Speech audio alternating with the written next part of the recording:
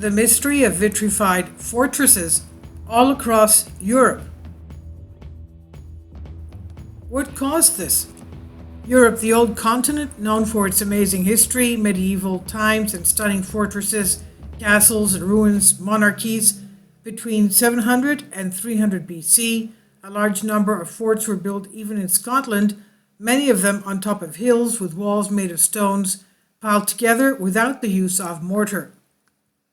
This at first may not seem like anything out of the ordinary, as of course there are plenty of such structures across the world, and not just in Europe, but the entire story changes completely, going from ordinary to extraordinary upon close examination, which reveals that many of the stones that make up the walls of these ancient fortresses are actually fused together.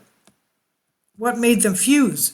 Some of the areas of the forts were converted into a kind of a glass, featuring the remains of what was without doubt air bubbles and drops of molten rock, which are evidence that the stones were once subject to temperatures that led to the vitrification process.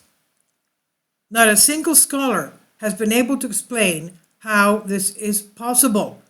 Therefore, during the last 3 centuries, archaeologists have tried to answer the questions surrounding the mysterious Scottish fortresses. One of the first British geologists to describe these mysterious structures and the mystery behind them is John Williams, author of Natural History of the Mineral Kingdom. It was he who first described the mystery in 1777 after looking at a few strange ruins, of which later more than 100 examples have been found all throughout Europe, mainly in Scotland though. So who built them? How did they manage to vitrify the stone? And what sort of technology was used? And is it possible that we do not see the entire picture? Too many questions and no answers to all this. These structures were given the name of vitrified forts.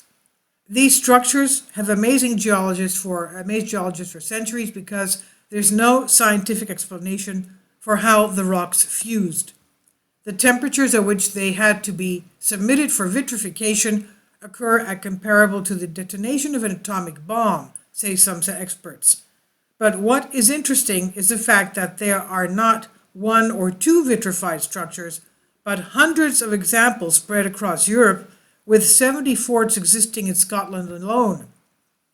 As the first vitrified structures were discovered in Scotland, it was thought that they were exclusive to Scotland, the most famous being Dunmac Schnyken, Benderloch, Craig, Fedrig, Ord Hill, Dun Deerdale, Knock Farrell, Dun Creech, Finnevan, Barryhill, Laws, Dungall, Anwath, Tap, or Orn, O''N''T,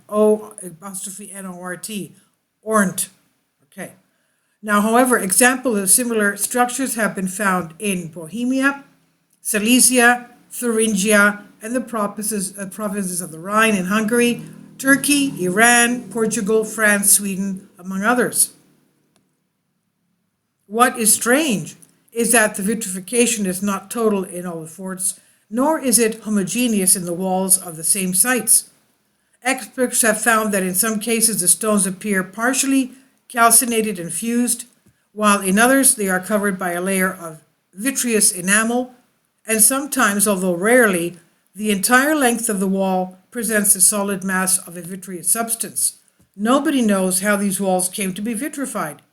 Some scholars believe that it was intentional to strengthen the defenses on the forts, but in reality this would have weakened them, so it's unlikely that this was in their intention. Experts also say that the vitrification was unlikely to be the result of war damage as a result of a siege, because in order to reach vitrification, the fires must have remained burning for days at a temperature between 1050 and 1235 degrees Celsius, something that is extremely improbable, although not impossible. Some theories point to the possibility that the vitrification of the first may have been the product of deliberate destruction, either by attackers after the capture of the forts or by their occupants as a ritual act. The dating of the forts across Europe covers a wide range of dates. The oldest forts are believed to have been built during the Iron Age, but there are also many forts with similar characteristics dating from the Roman era, while the last corresponds to the Middle Ages. Recent studies suggest that they were created by massive plasma events such as solar flares. Can you imagine? These occur when the ionized gas in the atmosphere takes the form of gigantic electric bursts which can melt and vitrify rocks. In the 1930s, archaeologists Verge Gordon Child and Wallace Thornycroft conducted an experiment with a gigantic fire directed towards a stone wall, an experiment that was repeated in 1980 by the archaeologist Ian Rawlson. In both cases, the experiments produced the partial vitrification of some of the stones, but they failed to explain how it could have been produced on such a large scale as in the vitrified forts. In the absence of a definitive theory or conclusive evidence, the vitrified forts of Europe continue to be one of the strangest geological and archaeological anomalies in the world, eluding explanations for centuries. This is by Ancient Code on Humans Be Free. Please leave your comments. Thank you for your support. Kindly support my Patreon account. The daily posts are 5 videos daily, and they are totally different from what I have on my YouTube channel. Thank you so much for your support and that you find all my content so interesting. You'll find the Patreon account details in the description box below.